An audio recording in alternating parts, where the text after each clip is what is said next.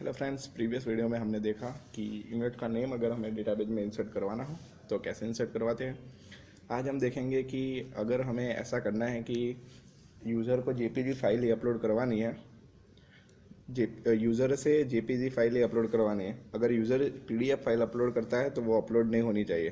तो वो कैसे करना है?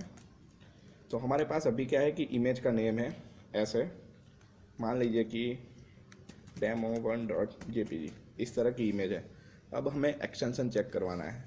तो एक्सटेंशन चेक करवाने के लिए हम इसका एरे बना सकते हैं। demo1 0 में स्टोर होगा और jpg 1 में स्टोर होगा। इस तरह से एरे बना के हम एरे का जो फंक्शन है इज अंडरस्टूड एरे, वो यूज़ करके हम चेक करवा सकते हैं कि इसका एक्सटेंशन मैच हो रहा है कि नहीं।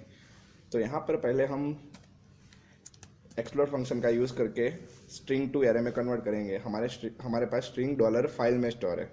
जो भी हम अपलोड करेंगे वो डॉलर फाइल में स्टोर है। अब क्या करना है, यहाँ पर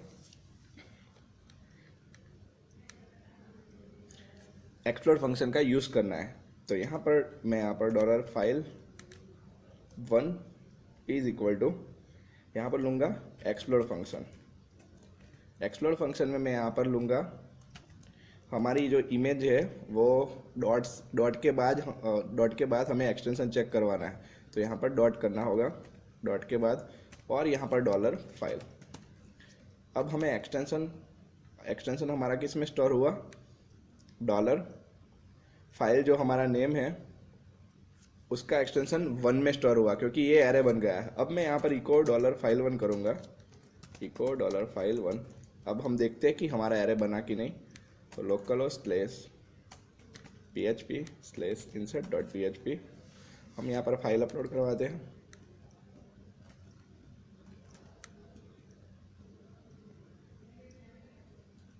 यहाँ से मैं इमेज अपलोड करवाता हूँ।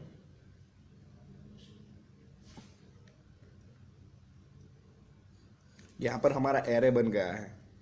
तो अब हमें क्या करना है, एरे टू स्ट्रिंग कन्वर्जन जो है, यहाँ पर हमें क्या करवाना है, जो हमारे पास स्ट्रिंग है उसको एरे में कन्वर्ट करना है। तो हमारे एरे में कन्वर्ट हो गया है। अब मैं यहाँ पर डॉलर फाइल 1 और 1 करता हूँ तो हमें क्या मिलता है, मैं 0 लिखूँगा तो हमें क्या मिलेगा, जो हमारी इमेज का जो नेम है वो। अगर 1 करूँगा तो एक्सटेंशन। अब मैं यहाँ पर रिफ्रेश करता हूँ, हमें क्या मिलता है हम देखते हैं। तो क्या मिला, जेपीजी। तो हमारा एक्सटेंशन हमें मिल गया है। जो भी हम फाइल अपलोड करेंगे उसका एक्सटेंशन मिल गया है। तो उसको हम एक वेरिएबल में स्टोर कर देते हैं, $ext में। अब मैं एक एरे बनाऊंगा जिसमें हमारे सारे एक्सटेंशन रहेंगे। जो भी हमें एक्सटेंशन यूज़र से अपलोड करवाने हैं डॉक्यूमेंट, उसका एक्सटेंशन मैं यहाँ पर डॉलर एक अलाउ ले लेता हूँ कि यही एक्सटेंशन अलाउ होने चाहिए। एरे ले लिया मैंने, जेपीजी, पीएनजी, ये यूज़र से अपलोड करवाना है। GIF, सिर्फ इमेज फाइल ही अपलोड होनी चाहिए। अब हमें इन अंडरस्कोर एरे का यूज़ करना है। तो इफ़ हमारे पास दो वेरिएबल है, $ext में एक्सटेंशन स्टोर है और $allow में हमें जो एक्सटेंशन यूजर से अपलोड करवाने हैं वो है। तो इन अंडरस्कोर एरे, उसमें $ext मीन्स अगर JPG जो एक्सटेंशन है वो यहाँ पर मैच होगा $allow से, तो ही हमें इंसर्ट करने देना है। तो यहाँ पर इफ कंडीशन ख़त्म कहाँ पे करनी है, क्वेरी के बाद। जो हमारी इफ कंडीशन है वो क्वेरी के बाद ख़त्म करनी है। अब अगर ये दोनों में $ext में हमें क्या मिला था, जेपीजी अगर $allow में होगा तो ही वो अपलोड करने देगा। अब हम देखते हैं कि हमारी जो फाइल है, यहाँ से पहले हमने जो फाइल सारी अपलोड की थी वो डिलीट कर देता हूँ मैं। अब हमारे जो एक्सटेंशन है JPG, PNG और GIF वही होनी चाहिए। तो यहाँ पे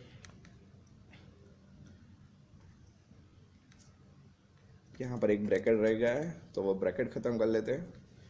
अब यहाँ पर यूज़र नेम डालता हूँ मैं, पासवर्ड डालता हूँ, एड्रेस डालता हूँ, यहाँ से सिलेक्ट करता हूँ और फाइल अपलोड करता हूँ।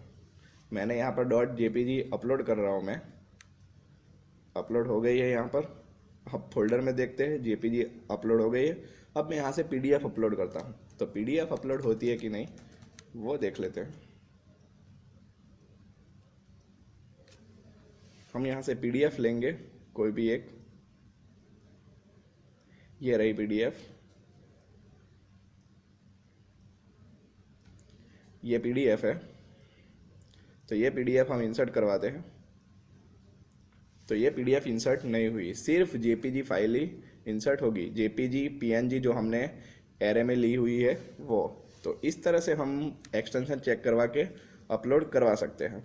नेक्स्ट वीडियो में हम देखेंगे कि अगर फाइल की जो 2 MB मैक्सिमम फाइल अपलोड की साइज थी 2 MB, तो उसको कैसे इंक्रीज करते हैं। Thank you for watching this video.